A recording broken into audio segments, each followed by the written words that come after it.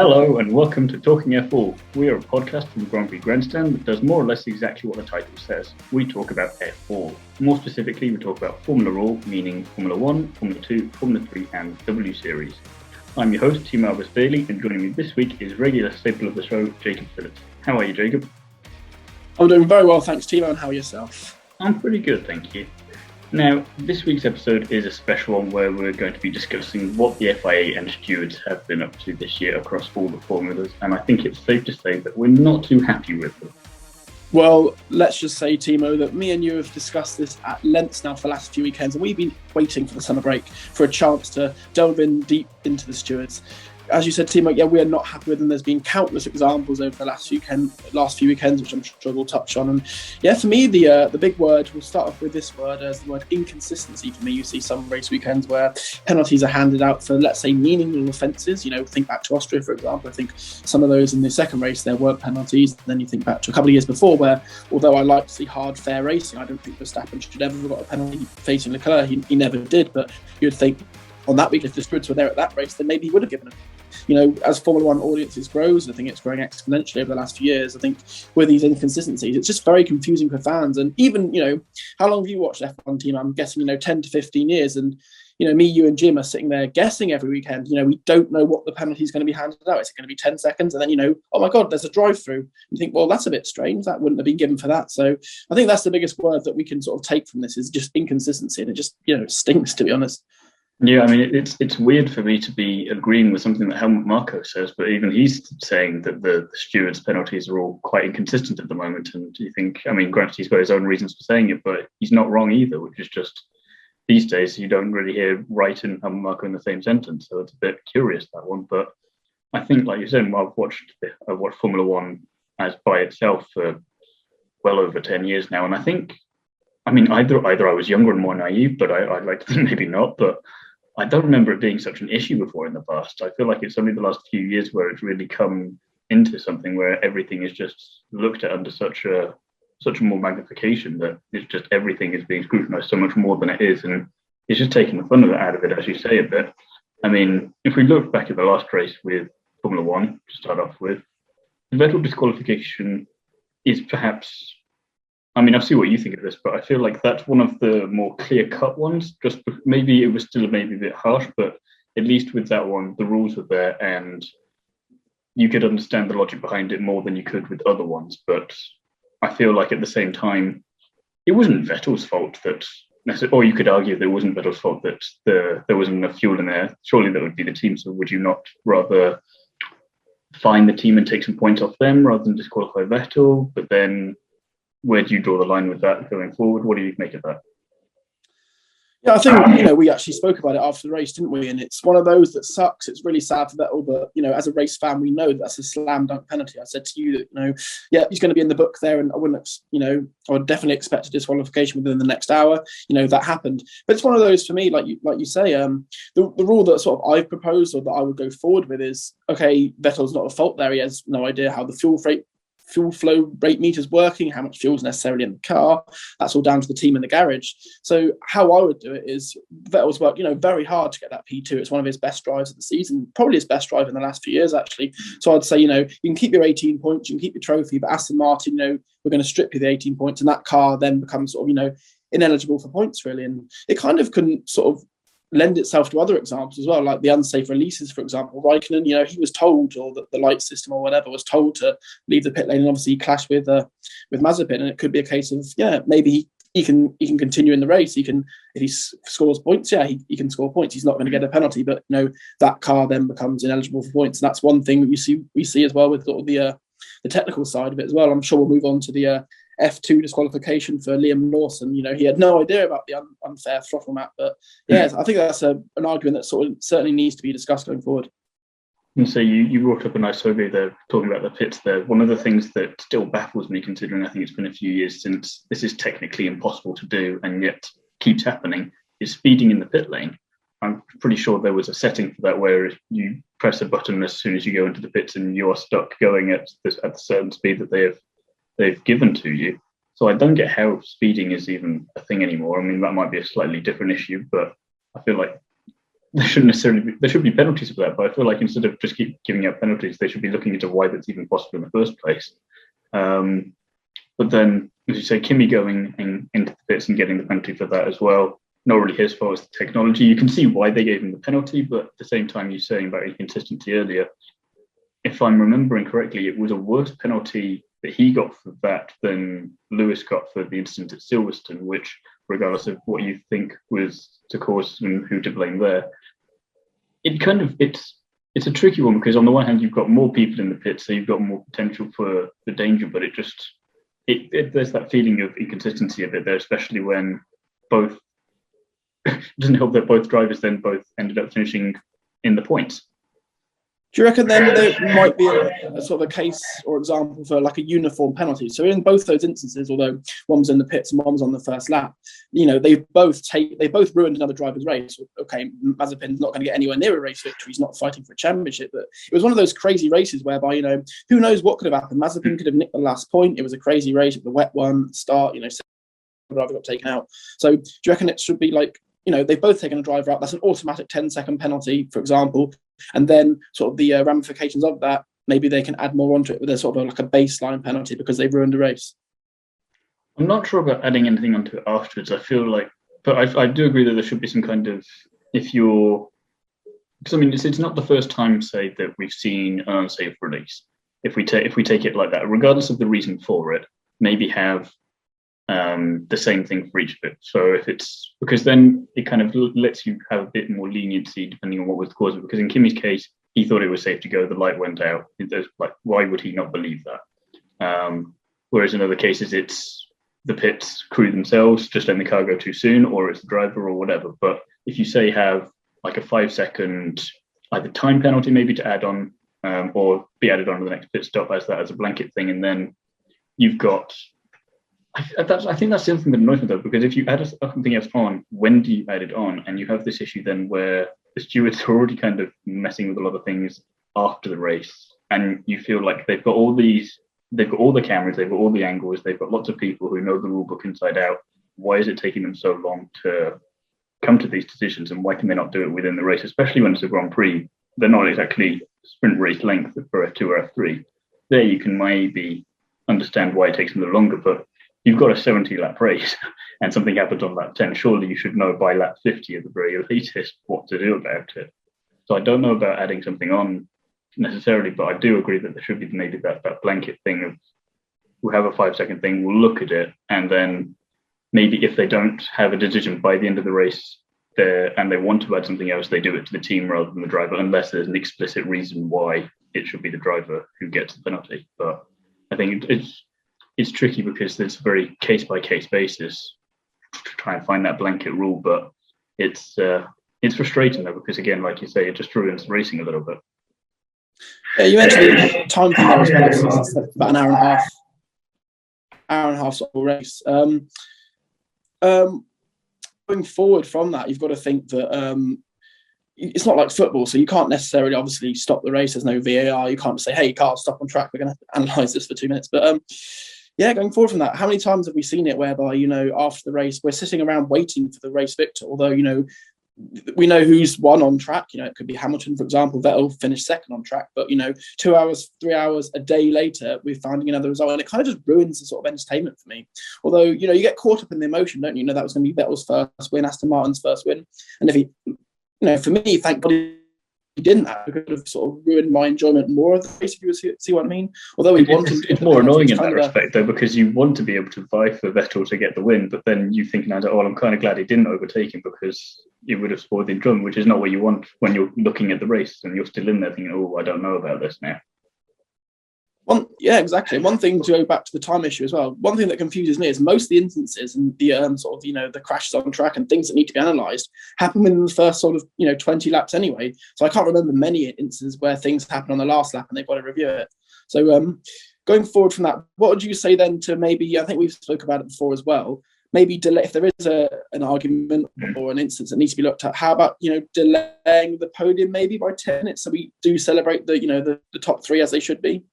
Yeah, I was thinking about that because I think the weekend, or a weekend or two before you mentioned this first time, I was watching the Formula E, and the gap between the end of the race and the podium on that specific one was just monumental. It was at least half an hour before they even managed to find the podium.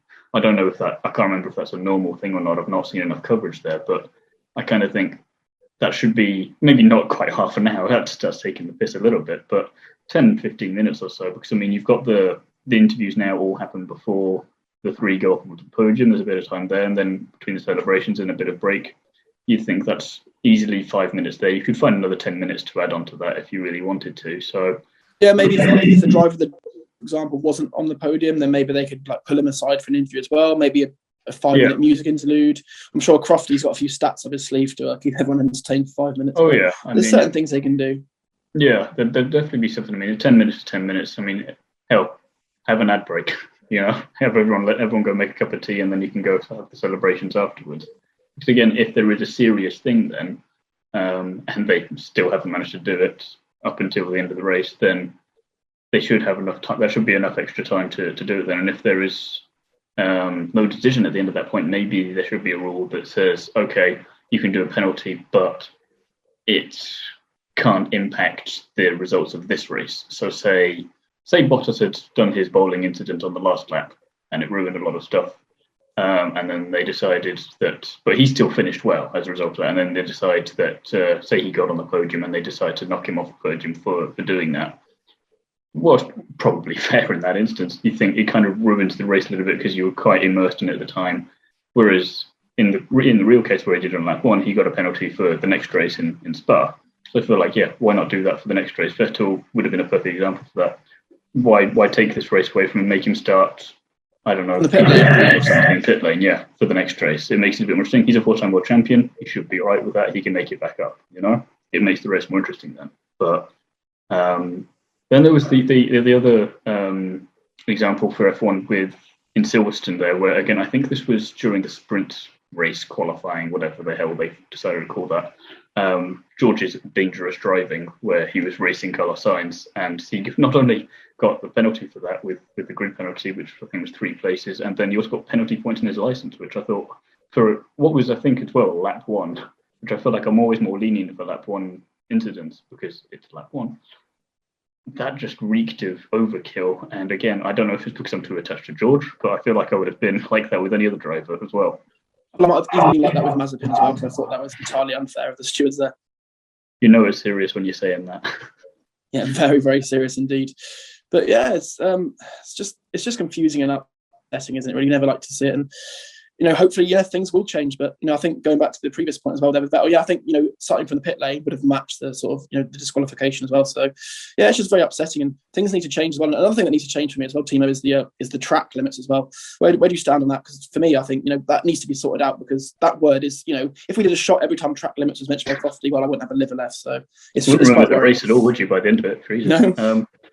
I was looking at that actually. Yeah, Christ. The weekend would be a blur. I was looking at that for Formula 3. I was seeing what incidents the stewards had, because there was a couple from Budapest that we can get onto in a little bit. But looking at Austria, and literally everything from there was just track limits. And I'm just thinking, okay, fine. I can understand the penalties that they're giving for it, but it's just it's a weird one, because I feel like maybe they should, if they don't want people to be using the track, going over the track limits, do what I think Mark Webber was saying they should do at Bahrain for, I think it was turn 4, where Lewis and Max were fighting at the beginning of the season, where he went out wide. Stop them from doing that. Just not quite a brick wall as such, but have something very solid that means they can't go over track limits.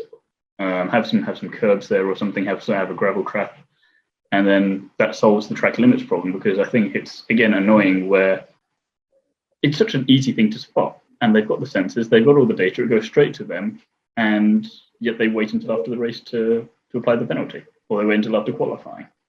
Which again, okay, after qualifying I can understand a bit more. It's not as frustrating as the race, but it's still well after qualifying's finished, I feel like, whenever they do it in F2 or F3. You don't have it too much in F1. It's just very frustrating. So it's such an easy thing to stop from happening. Again, you just put something there, they can't get through it. The drivers will learn pretty quickly. They're only doing it because they know they can get away with it. And as soon as they realise they can't get away with it, they'll stop or they'll find a better way to get the most out of the track in a different way. Yeah, and I think this is the only thing on our list that we're going to be discussing today that maybe not the steward's fault. You can give them a sort of this one. Their hand is, as you say, slightly forced. There isn't that sort of deterrent over there. And one thing that annoys me, I go back to the inconsistency. I think in Portugal, Max got his fastest lap taken away in qualifying, but then it's quite confusing for me as a longer-standing fan. So I don't know how it is for those who are sort of new to the sport. Is that corner, then wasn't being policed in the race, and you get, you always hear it on the weekend, don't you? Turn 4 is being policed, but turn 7, 8 are not. But they're going wide there, and it's like, well, why aren't they? Surely, for me, I used to be a huge football fan. For me, the ball's in play when it's on the pitch. If it's out the pitch, that bound. So surely, we pay all this money to see the cars going around the track. They're the best 20 drivers in the world. Surely just keep it on the lines, and that's the track for me. Surely there should be no argument about it. Well, yeah, I feel like it's a case of it should be every corner's monitored or none of them are, but you can't switch that up after a certain point of the weekend. You either decide practice one. Well, okay, no we'll let you find your scenario. Yeah. So we'll let you find your rhythm a bit in practice 1. We'll let you have that for free, maybe even practice 2, but then after that, by practice 3, you should know where the track is. You shouldn't be off in a field somewhere. And then qualifying, you should definitely be on it. So maybe after practice 3 is like, right, we're monitoring every corner, and unless you're forced off or you lock up and you break or whatever, then, and you clearly don't gain an advantage from it, then we won't do anything. But if you do, it's a slam dunk thing, and we'll, I don't know, if you do it 3 times and strikes, you're out 5 seconds there. But again, I think it's the thing of drivers will do whatever they can to get the most out of the car, and if that means trying to get away with a little bit more on track, they will. So I feel like as much as it would be good to have the stewards have that thing where they police everything all the time, just build the tracks slightly better so that they don't have the option to go wide in these corners and try and gain an advantage. Because again, or just you're not going to drive into a brick wall, are you? Yeah, no, it is crazy, isn't it? One thing I've always said with this, actually, like you say, I think tie it in maybe with the Parc Fermé rules, because that's when, for me, the F1 weekend starts to get a bit more royalty cars, and we're going into qualifying. So, like you say, maybe practice 1, practice 2. You can't just go off the track and be stupid about it, but you're allowed a few discrepancies. Find your line, because if you can't find your line, well, you're not good enough, and you'll be penalised in qualifying whatever corner. So tough luck, buddy. You got to get on with it. But I think maybe that's one thing to consider as well. And then police all corners, and maybe like put curbs around the side. We've always seen how curbs work quite well in Austria, although teams don't like it because it damages cars, potentially dangerous, that kind of thing. But watching sort of old, I've got F1 TV, so I've got the archive. I can watch up to 1981, all the races. And one thing I noticed up till about 2000, the last sort of 5 or 10 years, is you never hear the words track limit. They just don't cross the line. Why? Because there's grass, there's astroturf, there's gravel, there's barriers. And I think you take away the incentive to go off the track, then they won't go off the track. It's as simple as that. They would say, the cars are hard to drive, but I guarantee whenever we go to tracks when there's gravel traps, the drivers are very good. How often do we see the cars in the gravel traps? We never do. Why? Because they've got to keep it in bounds. There's no penalty there. And that's why they're sort of, they take the piss a bit. And that's where I think the problem is. And again, if you take tracks like Singapore, there isn't really much room to go off track and gain an advantage. So I feel like that is kind of love or hate Singapore as a track. You can't deny that you're not going to hear that phrase a lot there, if at all. And I feel like because, they've literally put walls around every corner as the benefits of having a street circuit. Same for Monaco. You're not going to have track limits there, really, because if you go over track limits, you're probably in the harbour.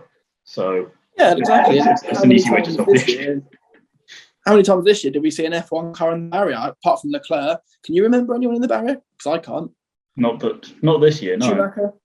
But you would expect, there'd be a few more crashes than there are, considering how, some people get 65, 70 lap deletions over the weekend. It adds up for me. I think it's, laziness from the drivers. One of the other things that was quite frustrating, if we take it back to Formula 3, was, 2 things. I'll start with the lesser one before we have the big one, was Vesti in qualifying. He got a penalty for driving too slowly, and we've seen this a few times in F1 as well, where they're told not to back up too much before they start flying laps, especially when there's a lot of cars on track. Where do you sit on drivers getting penalties for that? Well, you mentioned Formula 3 there. It's going to be a lot harder in Formula 3 because, there's 30 cars. So maybe the problem they could sort out there is having, like we've seen in Formula 2 and I think Formula E as well, they have Group A, Group B or whatever else. But, we saw it in F1 as well. And, did Hamilton drive slowly there? You didn't get a penalty, maybe a bit inconsistency there. But, I certainly wouldn't hold up any drivers on flying laps. Sometimes, it just happens. But it's one of the things as well, isn't it? Drivers around blind corners. I think Austria, you can't really see around the last 2 corners there without being told from the team. So, it can be quite harsh. But if it obviously, I think it comes down to, the deliberate acts. Obviously, some drivers would be purposely, stopping another driver from getting a tow, going out, jumping the queue, breaking the gentleman's agreement. But I think it comes down to the deliberate acts. But for me, it's harsh. But if you do ruin a flying lap, then I think maybe you've got to take a penalty. But it depends where you stand. It's finding the balance between whether or not you're ruining a flying lap or whether you're driving slowly to make sure you've got enough space to not catch up with the next person. Because you could. But then you fall into the trap of you may accidentally then ruin someone's flying lap behind you, and it depends on the qualifying session, so it gets a bit muddy in the waters there. But it's quite frustrating. But I think one thing we will probably agree on is Formula 3, Sprint Race 1, last time out in Budapest, Colombo gets disqualified for not being within 10 lengths of the safety car, which, okay, he broke a rule, fine. Disqualification, bit harsh. That was very, very harsh. You'd think, we don't really see it very often. I remember Vettel a few years ago got a penalty for that, but it's such a rule that, I even forget about it. I know about it because I'm a bit of an F1 nerd and a bit of a, blue book nerd, but not many fans will. How many fans, who are watching that race or watch F1 will really know that rule? Not many, I'd argue. So disqualified. Did he get disqualified? I think it was, wasn't it? Certainly a hefty penalty. Yeah, he wasn't on the podium. I think he at least, if it wasn't disqualification, he got put down where he was at least 8th or 9th by the end of it. I think he might have scored the final point in 8th, or maybe. I think he might have scored 1 point, but still, me, that's effectively from where he was a disqualification. Yeah, and in such a car as well, because Formula 3, it's one of the ones where Jim always says when he's here that. The Formula 2 and Formula 3 are the ones where anything can happen. It's all to play for, and you need that bit of spice to keep it going there, because these are all drivers vying for position and they're trying to make their way from Formula 1. Once you're in Formula 1, it's not necessarily you're safe and you're going to be there forever, but you can take a moment to have a deep breath, whereas in F2 and F3, you kind of need to be on it all the time, and as soon as the luck comes your way, you need to be on it. And for a win for Colombo in the Campos, who they've been struggling this year, and they could really they're kind of similar to being the Williams of Formula 3 this year. They really could do with a good race, and they were given that. And for it to be taken away in such a way, it was, again, I feel like would you have preferred maybe, we don't know how much of a difference it would necessarily make, but maybe a 5 grid place penalty for the following race or something like that, either in the second sprint race or at the next round. Yeah, I think that would be a lot fairer, especially in the junior formula, whereby, he's in a car but probably won't win a race again this season. Who knows? They're vying for a position potentially in Formula 2. And that could be, this could seem not that necessarily that incident, but, if he doesn't really do well this season, doesn't have the finance, whatever, then that could be a sort of, career over. So it just seems really, really harsh. In Formula 1, maybe not so, by that point, although it's a really sort of, a really poor rule and a kind of basic one, but maybe in Formula 1 you could think, right, you've had several years to get in now, lads, although it's it's a pretty rule, we're going to have to penalise you here because you've had this long to learn, now you've got to get it right. But Formula 3, you've got to think there's a bit of leeway there. I'm not sure, is it Colombo's first year in the series or second year? I think it's his first year, yeah. I don't remember last year, so that kind of brings me on to my next question then for you. Do you think then, because you start off charting whatever, you make your way into Formula 3 up to Formula 2, and then by the time you get to Formula 1, do you think then that there should be harsher penalties in F1 across the board for things, but with more leniency in F2 and F3 because you're learning the ropes essentially? But by the time you get to F1, if you do say, if Colombo, for argument's sake, made it to Formula 1 and did the same thing that he did in Budapest and was behind the safety car, wasn't close enough to it, do you think then, I know it was not the right penalty that I was saying earlier, but if he got disqualified for that, do you think that would be fairer because he's meant to know all of these rules by then? Because again, we as fans, we may not know them all depending on how into it we are, but the drivers should know 90% of the rules at the very least, and the team should be saying on the radio maybe, oh, you're not quite close enough, maybe close up a little bit, we don't want to be getting a penalty for this. Do you think there should be more leniency in the junior formulas and then have it harsher in F1, or should it just be more lenient a bit everywhere depending? or is it just consistency you need? Yeah, it is. Well, the first thing, it's definitely going to be consistency, but I wouldn't certainly disqualify anyone in F1 because I think that's harsh anyway. And we look at the penalties within F1 now. Some of them are quite harsh anyway. I do think with those rules whereby it's, small infringements, like, maybe he's slightly out of his grid box at the start of the race, or, he's, for example, he doesn't keep 10 car lengths with the safety car, he's going too slow behind the safety car. And there's so many of these little rules that I can't think off the top of my head now, but those kind of rules I'm on about, those sort of small rules. I think in Formula 2 and especially Formula 3, they should be taken as leniency, and you're given several warnings throughout the season, like at school, well, don't do that again, sort of thing, but next season when you go up to F2, maybe we'll start penalising you for that. So I think, but obviously, there should be base rules throughout all formulas that, are adhered to. Certainly can't go doing a Grosjean 2012 in Formula 3 and okay, next time, learn for next time, you're very naughty boy. So if you drive another car off the road, that's learn that day, well, that shouldn't be allowed. But like those sort of penalties, I think they should be given a couple of. Then for F2 as well, you mentioned earlier, Lawson had his win stripped from him in Monaco, which that definitely was a race that he should have kept, in my opinion. He had the wrong throttle map at the very start of the race, which again, start of the race, I feel like that data would have been sent to the stewards. They would have known about that and could have easily just said, okay, we'll add 5 seconds to him at the end, or we'll bring him in for a stop go or something. But again, it depends how much blame do you put on Lawson for that one, or should it have been 50-50 split between him and the team? Because again, not being a racing driver myself, you may have noticed, but I'm not sure how much input the drivers necessarily have on the technical side of things when they're setting up the car. They might talk about it a lot in the garage, but if there's a race engineer who's in charge of setting up the car ahead of the race and needs to put in the right throttle map, Lawson has to trust his team members, because otherwise your team's going to break down immediately. So I don't think that was necessarily a fair penalty, and I think maybe that should have been something for the team to have been picked up on. And I think the same again for Yuri Vips. He was disqualified in Bahrain qualifying for a technical infringement. I think his fins were 5 millimeters over the tolerance. But again, it's not Yuri Vips' fault. He's not going there at the end of the day, going and adding a little bit of extra length to the fins to the car. So again, do you think is that one way we can try and fix all of the penalties? Is finding a clear line to distinguish between what is the driver's fault and what is the team's fault? Yeah, well, so I mean, maybe we've got to ask the question as well about how much advantage the driver gained, because even if you didn't give the drivers a penalty, the other teams would come on and say, well, he was going to be faster because of that, so he would have picked up the win anyway, and he was getting in our way. But come on, team, I mean, 5 millimeter wings, I mean, I'm no aerodynamicist, I never will be. I wouldn't know how to even start an F1 car, let alone get in it or put fuel in it. There's a fun future video for this channel. Just trying to get the car. Never know, mate. A few other YouTubers and stuff have driven F1 cars, but we can only dream. But I'm not sure what difference a 5 millimeter wing would do. I don't know how much difference an incorrect throttle map would sort of produce.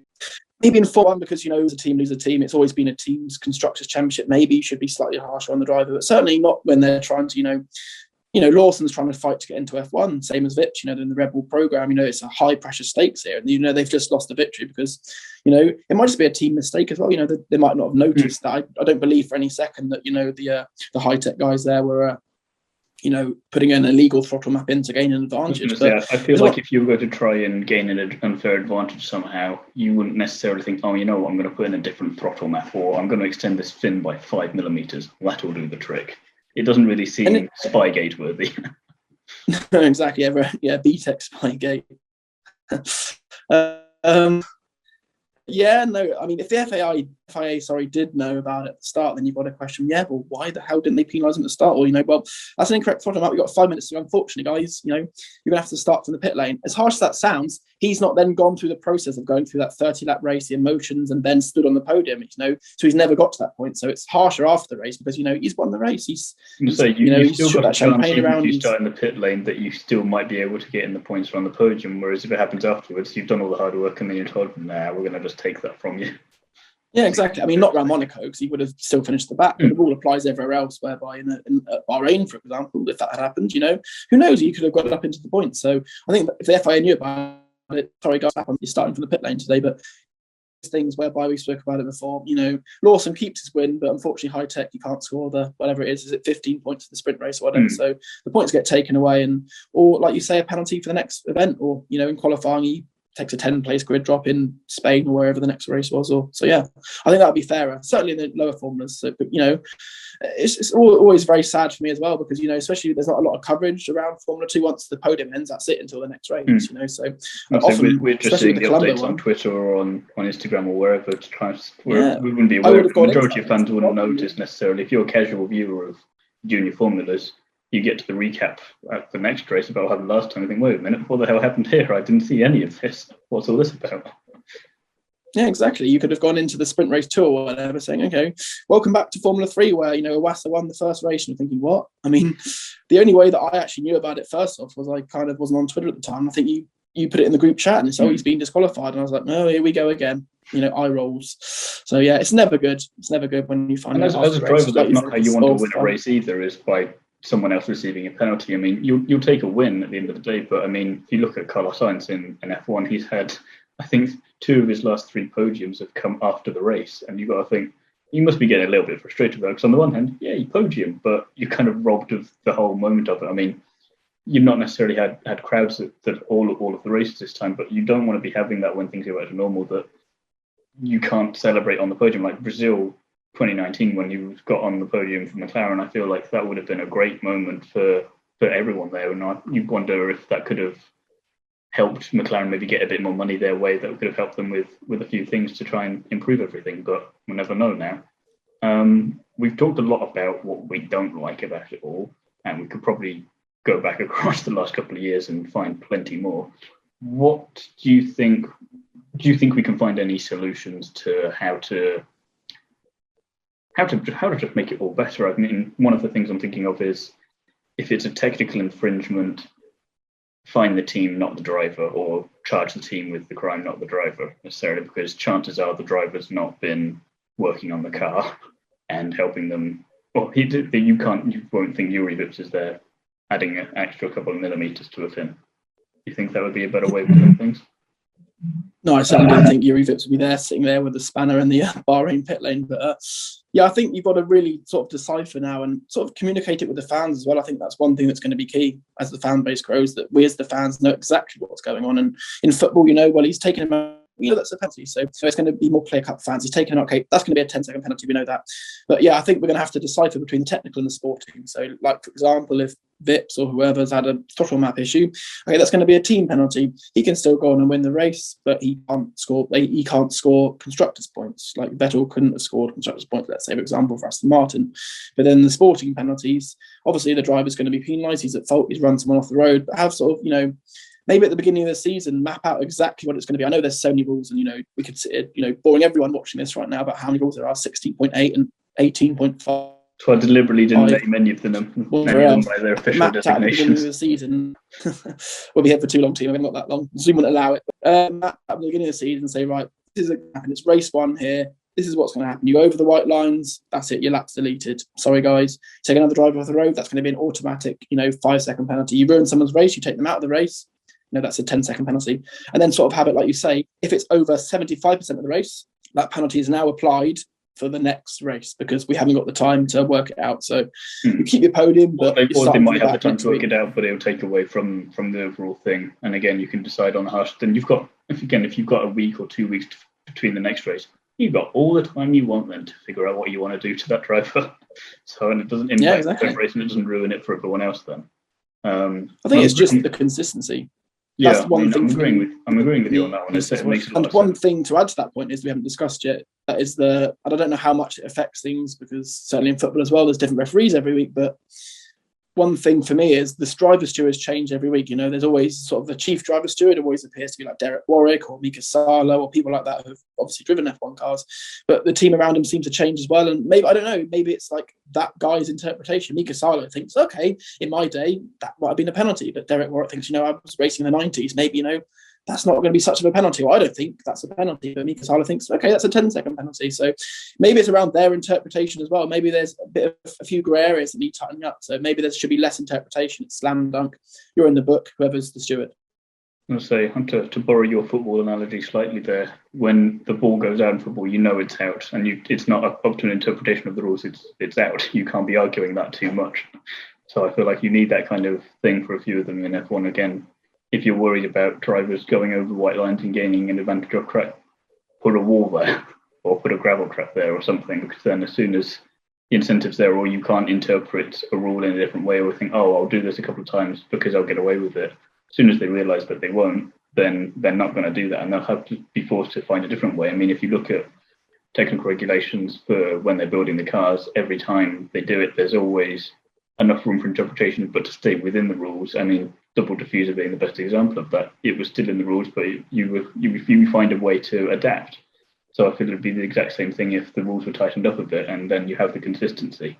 So it's very frustrating, but I think hopefully, I mean, we have no proof, but hopefully moving forward it will be less of an issue. But it's just, again, I like the idea of 75%, and then if you've not been able to solve it, then as frustrating as it might be for whoever was involved in whatever incident, then at least you know that there's, if you're the victim in that case, then at least you know that at the next race there is going to be some consequences for it. And okay, you could end up having a race where you have a nice boring kind of race like Spain was, and then you have Hungary straight after, and it's an absolute mental race, so there's no guarantee that the penalty is going to do anything.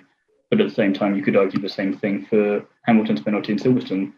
There was still no guarantee that he was going to get up onto the podium. It was only because it got red flagged that he was able to gain the time needed to be able to get back up there. So it's all to play for in F1 season. You're certainly not going to please everyone, so especially when Helmut Marko's around. So yeah, for me, it's just about sticking a gravel trap there. I mean, think about how many circuits on the calendar have a gravel trap now. Not so many, but that would, like we said before, that would certainly sort of add that deterrent there. And this might be going off on a slight tangent as well, but I think one of the reasons why we don't have so many gravel traps now is I think we have loads of bikes. Loads of MotoGP races happen on F1 circuits now, so I don't think they like it as well. So there's always going to be those things to factor in there, but certainly putting a bit of the problem's not so much with the runoff area, it's the immediate aftermath after track runoff area. So if there's a bit of grass there, an artificial strip of grass, or they're spinning out, they're probably going to spin on anyway. So yeah, I think that's one thing that certainly needs to be looked at, or at least curbs.